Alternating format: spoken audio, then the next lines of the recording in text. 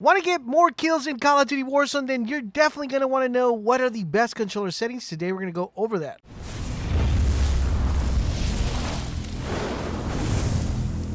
This is LaserBolt and welcome to today's video, guys. Today we're going to be talking about what are the best controller settings that you could possibly get in Call of Duty Warzone and other few tips that are going to help you become even a more better player when it comes to playing Warzone. But before we check those out, I have a question for you guys. What is your favorite sensitivity to play in? Please let me know in the comment section down below. Don't want to miss out on awesome gameplay, positive vibes, and overall just a really cool place to chill and relax. Make sure you guys follow us over on Twitch. We stream daily. The link is down below. I will see all of you guys over there. All right, so here we are within the menu. Let's go to the options and go jump into our controller settings. So when you're in the controller, guys, I'm going to give you guys tips whether you have an elite controller or any custom controller that has paddles, and also if you have a controller that does not have paddles. If you have a controller that's a custom controller that has paddles, you do not want to mess with anything else. You just want to leave the button layout at default. The reason being is because you pretty much can map everything to your paddles, where default will work very good and you don't have to be playing claw or doing any ill effect. If you don't own a controller that's an elite controller, then you're going to have to play with a couple of stuff like tactical and also a bumper jumpers. So each of them are going to be beneficial to either. The cool thing about tactical is that it puts melee on the B button and it puts crouch and prone and slide on the RS button. The advantage you have here is that you're able to maneuver a lot faster due to the fact that you don't have to kind of take your thumb out of the joystick.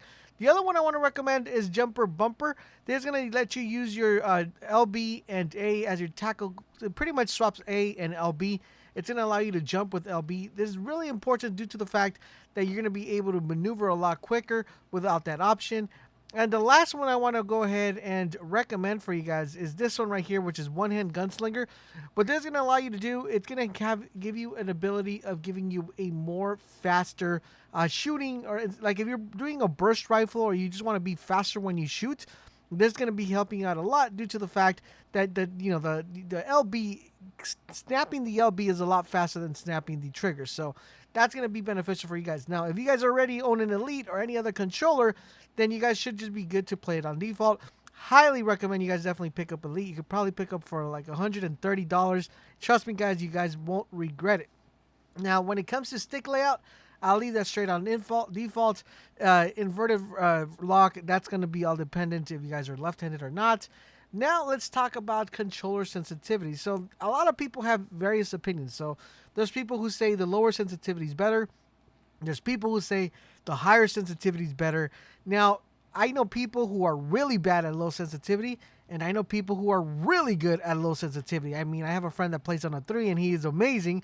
And then I also have a friend who plays on a 10 and an 11, and he's really good. I also have a friend that plays on a 12, and he's really bad. So it doesn't really matter, like the higher sensitivity, the better player you are. What it kind of boils down to is you finding the right amount of sensitivity that's going to allow you to land more headshots and more kills. That's the biggest thing that I could give you. Personally, the one I would want to recommend to you guys is between a 5 and a 6. Now, these are going to be varying because it all depends if you have controller drift. Your controller plays a very high importance on the, on the sensitivity due to the fact that some controllers have a more sensitive touch when it comes to moving your thumbstick. Other people have a really heavy controller and it's harder to move the thumbstick. So it's hard telling you guys do this and this is going to work for you. But I want to recommend is play between 5, 6, and 7. Those are like your key numbers right there. The reason why is you want to tinker around with these because if you have an elite controller, I would suggest leave it at 6. Leave it at 6 in the vertical and then adjust the controller itself. If you guys would like me to do an elite controller guide on what are the best settings for Call of Duty Warzone and Call of Duty in general, then let me know in the comment section down below. We'll be happy to put that together for you guys. But now what I want to recommend for your horizontal stick, this is the one that you're going to want to play with the most. The reason why is because you're always going to be targeting enemies left and right. You're mostly doing more left and right movement than you are vertical movement. So I would tinker between a 6 and a 7 with this one just because you want to have a fast response and you also want to be able to get on your target as quickly as you possibly can, but you don't want to overshoot your target. So I would say playing between a 6 and a 7 would be good. And then the vertical stick sensitivity, I would say playing between a 5 and a 6 would be ideal because you're not doing too much vertical movement. You're doing mostly horizontal movement. So that's where I put it. Now your ADS sensitivity, this one right here, the sweetest spot I could probably tell you guys for this one is a 0.90. The reason why this is going to help you out a lot, it's going to allow you to get that zoom in a lot quicker, and it's going to help you pinpoint on those targets. Now, the sensitivity multiplier for high zoom, these are going to be primarily snipers. You want to leave this at 1. It's going to give you that nice fidelity when it comes to sniping. The thing that I could tell you, if you guys like quick scoping, you're probably going to want to up this a little bit more than you would if you're just regular aiming or hard scoping. It's all going to be dependent to you. Basically, the theory is the more you hard scope, the less sensitivity you want to have. The more you quick scope, the more sensitivity you want to have. And that is what I would say about that. Then we got aim responsive curve. Now, a lot of people say dynamic is the way to go for this one. Basically, dynamic is going to reverse the S curve for your aim control. It's really good, but it takes a little bit getting used to. Linear, I would say just skip all in general, but I found that the best response curve when using an elite controller and when using a custom controller and even a default controller is standard. Highly recommend you guys run it on there. Controller vibration, I would definitely disable that. You want to make sure you disable that because you don't want your controller to vibrate and move your thumb a little bit. So disable controller vibration. Now aim assist. Now people have a lot of opinion regarding aim assist. A lot of people want to disable it just because they feel like they're being helped in the game. What I would say is, why wouldn't you want to be helped? Why wouldn't you want more kills? That's just my point of view. Like, if you're playing on a controller, you want more kills. So aim assist does help. So you want to make sure you put this one. Now, people say focusing, precision, standard. The one I would want to recommend for everybody is standard. Standard should be the number one to go with. It's a traditional aim assist, and you don't have to toggle or move anything around. The only thing, if you're running an elite controller, you might want to change this to a different one. Like I said, if you guys want me to put that video out, I will be more than happy to. Then we have weapon mount activation. I put that on ADS and melee. It's a really effective way, so you won't have to press this randomly by mistake. It's you actually have to get a combo in order for this to mount. Highly recommend that one. Now we have weapon mount movement exit. Yes, you want to make sure that in case you get pushed or rushed, you're able to snap out of it really quickly and not being stuck within it. Then we have aim down sight behavior. I have that on hold. Equipment behavior. I have that on hold. Use reload behavior. I have contextual tap. Now, if you guys saw my video on how to loot faster, this is the key right here, guys. You want to make sure you go to contextual tap.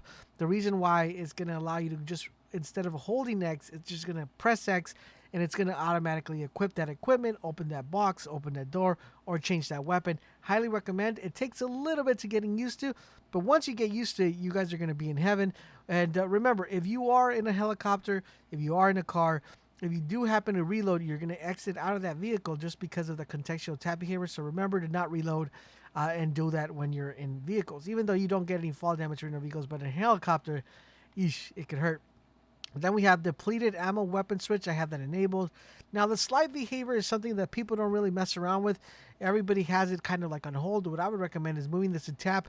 Trust me when I tell you to move this in trap when you go to this tap, because not only are you able to do two things, it's going to make your sliding a lot smoother.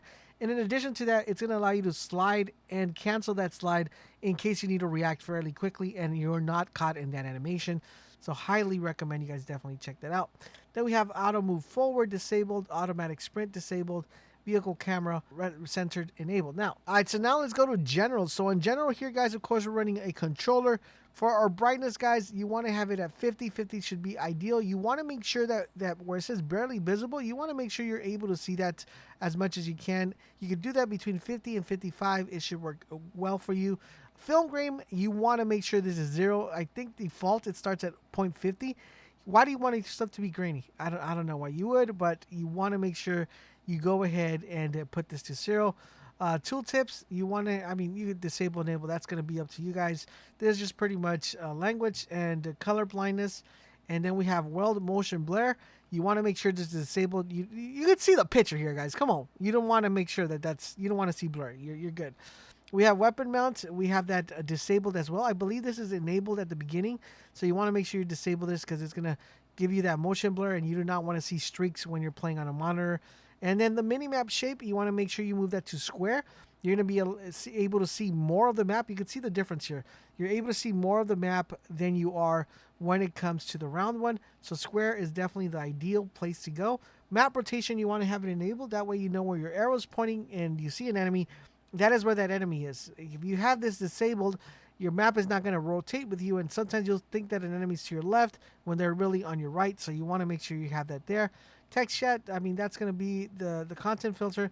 I'm pretty much going to leave that for you guys to pick up, and other than that, you guys should be good to go. Now, for the audio, you want to go to Boost High. That's going to let you hear more people frequently. You have Master Volume, Music Volume, Dialogue volume, and effects volumes. And that pretty much covers, guys, the best controller settings for Warzone. If you guys have any things you guys would change, any recommendations or suggestions, leave them down below in the comment section down below. Thank you guys for watching, and I will catch you guys on the next video.